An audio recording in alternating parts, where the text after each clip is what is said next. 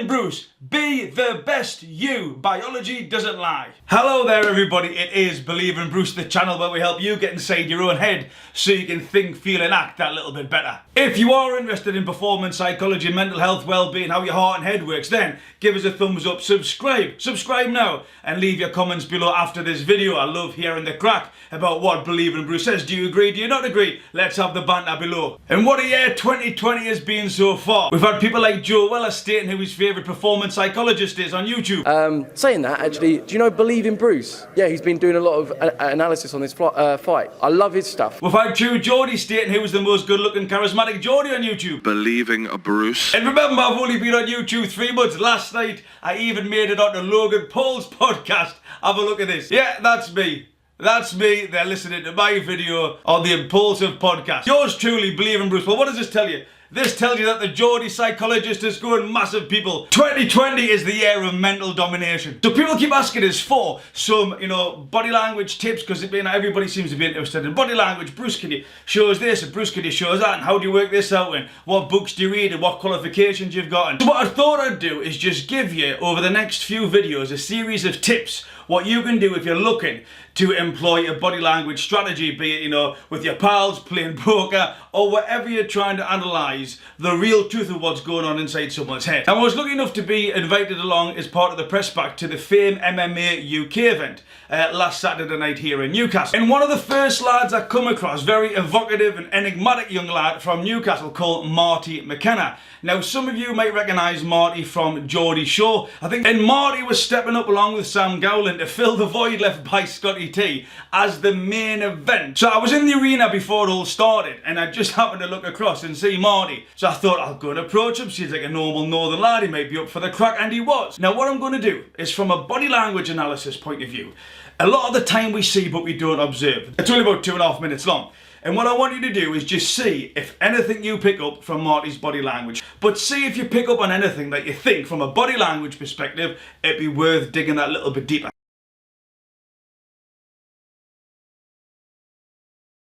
So yeah, we've got Believe in Bruce, the channel where we help you think, feel and act that little bit better. And we've got Marty McKenna. Marty, it's your debut MMA fight tonight. How are you feeling, brother? Unreal, mate. Honestly, all the training that I've been going through all them weekends, staying in the house, fucking drinking water, dieting, and just put it all into one little straight iron, just punch his fucking face. So, what type of training have you been focused on? Obviously mixed martial arts, it's a number of arts. I've been doing my kickboxing, Thai boxing, separate to my grappling, so I've been doing it all different, so it's not scrambling my head, you know what I mean? Yeah. So I was doing my groundwork, but I only started that like 4 weeks ago. Okay. So I didn't want to get on the floor really, like the camera loves me. And how are you finding the actual diet? Do you know what it is? I'm not even gonna lie to you, I didn't even diet that much. It was, with the diet, it was mainly at night time, because I love a packet of Pringles and a kebab wrap and that when I'm in bed. But the diet was going good through the day, and then when I was lying in bed, probably the worst time to have shit food.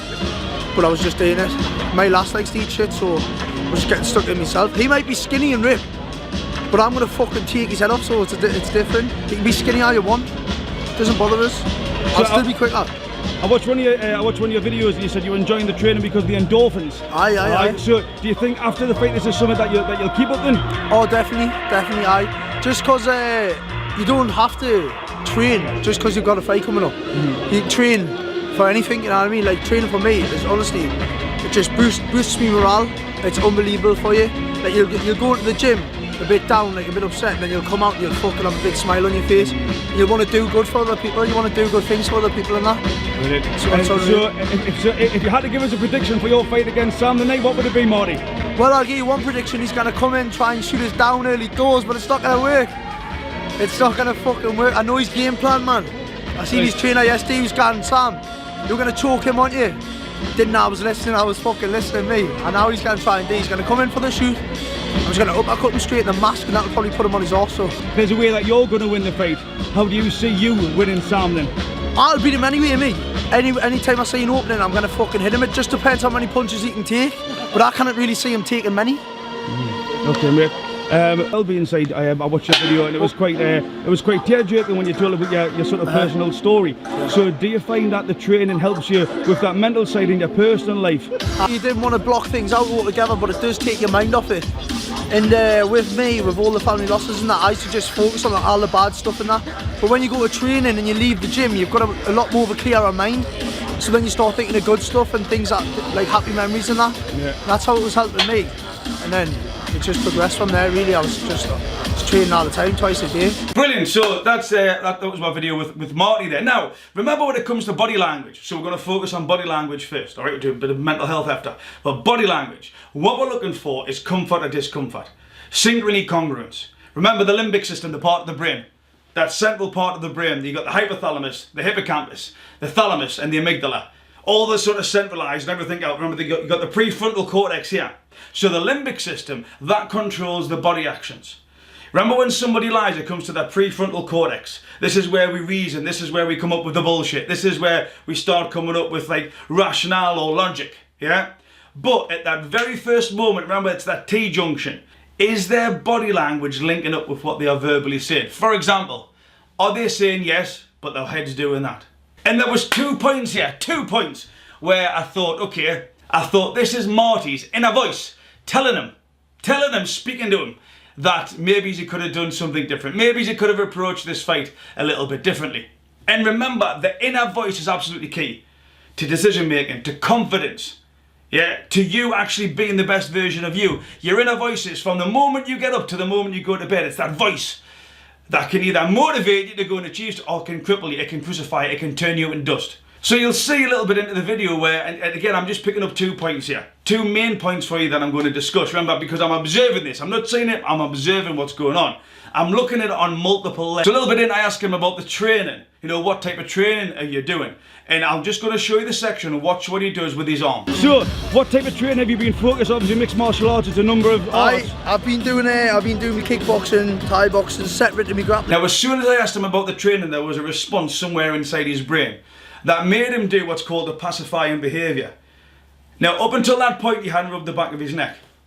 After that, he never rubbed the back of the neck. But at that particular point where I asked him the question and he started speaking, there was a pacifying behaviour. Yeah, and then he starts to talk about, well, I've been doing stand-up and then I've been doing the grappling, etc. And he goes on to say about, you know, the 4 weeks. But at that point there, if I had to hazard a guess, and it is just me assuming, yeah, taking 20 years of psychological experience and coaching people, looking them in the eye and saying, do you really mean this? Is that pacifying behaviour there? It's a bit like Marty's giving himself a personal shoulder up. Yeah, because he knows deep down that he hasn't had enough time on the grappling. That's what I would put out there. Again, he didn't do the arm thing before, he didn't do that. At that particular time, he starts rubbing himself, he's pacifying him. Yeah, he's pacifying himself. He knows that he hasn't had either enough time or he hasn't applied himself in the grappling area. And he actually goes on to say, this is what Sam's going to do. And the second one, and it's so slight, okay, the second one is so slight. I'm going to show you here when he's talking about his diet. The diet was going good through the day, and then when I was lying in bed. Now, did you see that? It's an almost half shake of the head. Okay, that's his body telling him that he hasn't applied. Now, Marty actually says about the diet, and I think it's brilliant that he just, you know, I love a packet of Pringles and a kebab wrap in bed. You know, George shouldn't be here, Michael Bisping, Anthony Joshua. What's your diet like, lads? Oh, spot on. Oh, what are you eating? Packet of Pringles and a kebab wrap every night. The Geordie diet. What that language is, to what the body language, that limbic system is saying. So Marty's words is not that he's lying. What he's actually telling himself there is he knows that hasn't been the right approach. Now, it just so happened that where I was standing was in the sort of block where I had Marty's current partner and her mum and her mum's friend stand next to us, and then on the other side where I was, there was Marty's ex-partner Chloe Ferry. I'm not sure if she's your partner Sam Gowland now. Some they are, etc. Hey, it all makes for good telly. But I was right in the middle with my camera, and then this, as you may know now, was what happened. This is what ended the fight. So remember, Marty was saying he's not going to do this. I know he's going to come in for a shoot. I know he's going to go for the choke. But I'm not sure what he said about some type of punching him in the dial or something like that. But his inner voice was saying, I haven't had enough grappling. This is what he's going to do, but I'm not going to let him. And it was as if he was acknowledging that that is the biggest threat. But because he hadn't applied the technique, the time, or the resources, or he didn't have the time to do it, then look what happened.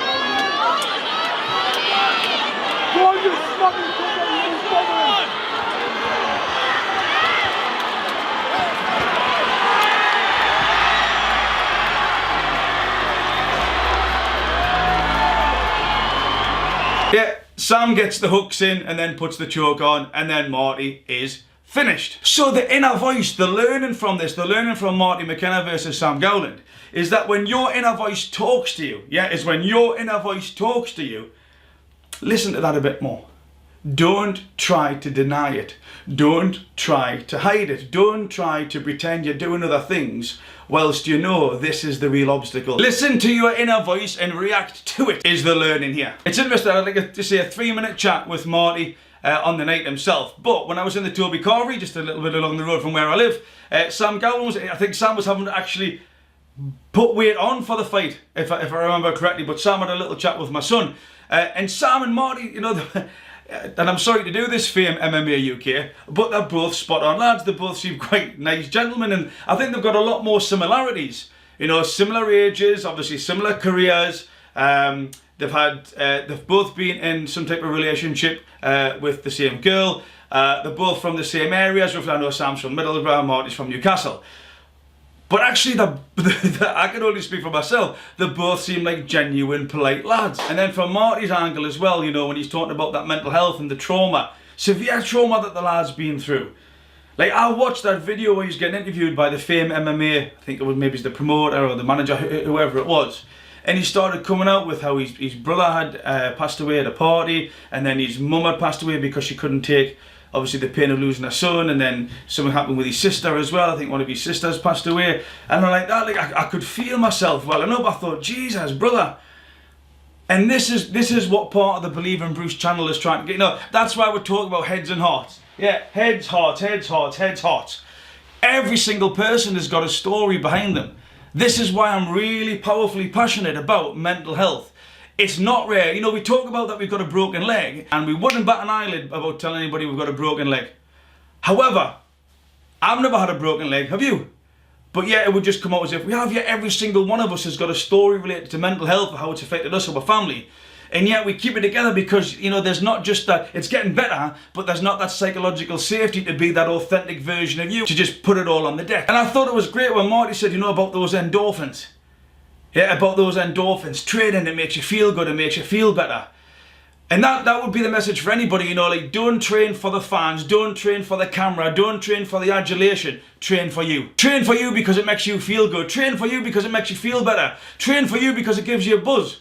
And then everything else comes around that. And I've saw a few of the Fame fighters getting some jip on Twitter, etc. But these are the facts for the majority of the people who are given, in fact, let's say, I would say everybody. Now that's a wild assumption on my part, but I'm going to say everybody who's given them jip. On that night, they made the walk, you didn't. They entered the cage, you didn't. They faced their fears that night, you didn't. So plaudits should be given to everybody who pulled on them gloves and made that walk into the cage. The top tip from a body language point of view, start observing what you're seeing and just look at that particular moment. Is the body doing control by that limbic system? Measure it up, matching up. Have you got that synchrony? Is it, you know, is it dancing with what the verbalization's saying? Or is there some type of flaw? Is it a bit higgledy-piggledy? Because if it is, let's start looking in there. But also from a performance and well-being perspective, do it because it's good for you. Do it because you get that feel-good factor. Do it because your endorphins start flowing. Put all that together, you're going to be a better version of you. So over the next few videos, I'm going to be doing more, you know, how the brain works, how the heart works, how body language comes into it. Because if we do that, you're going to have more skills to be more in control of your thoughts and emotions, resulting in a better performing you. Believe in Bruce. Be kind to ourselves and each other.